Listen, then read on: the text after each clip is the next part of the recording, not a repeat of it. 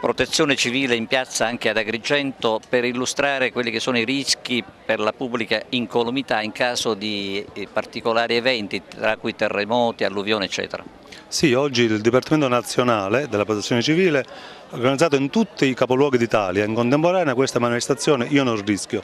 per far sì di far conoscere ai cittadini come affrontare le emergenze qualora esse si presentino. Questo compito è stato dato dopo un'attenta e lunga formazione ai volontari che oggi sono qui in piazza per proprio incontrare i cittadini e dare queste prime notizie. Contemporaneamente il Dipartimento regionale a corredo di questa manifestazione ha messo su questa bella piazza tutte le componenti della protezione civile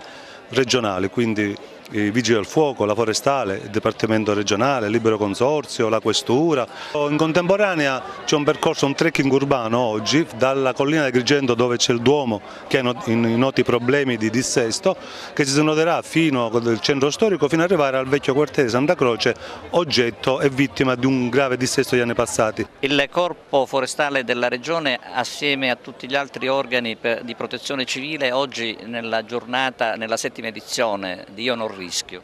Sì, il Corpo Forestale della Regione Siciliana fa parte della protezione civile anche in territorio siciliano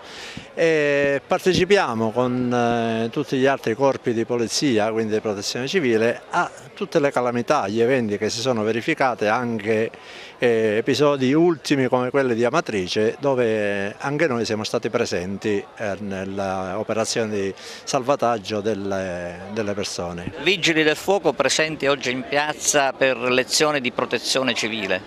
Sì, oggi è la giornata Io non rischio,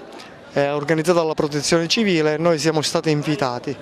e allora noi abbiamo portato un po', visto e considerato che quest'anno il tema è il rischio idrogeologico, abbiamo portato un gommone fluviale con delle barelle attinenti al soccorso fluviale e delle mute fluviali. Abbiamo portato anche il nostro mezzo SAF che è sinonimo di speleo alpino fluviale e abbiamo montato un cevirale e un palo pescante con delle barelle apposite. Lì abbiamo delle ricerche persone per quanto riguarda degli eventi calamitosi, sono lì degli eventi calamitosi quando le persone sono sotto le macerie e ci danno dei segnali e quindi abbiamo della strumentazione che possiamo individuare, dei respiri, dei rumori all'interno delle macerie. Dall'altra parte abbiamo portato dei puntelli ad aria per sostenere delle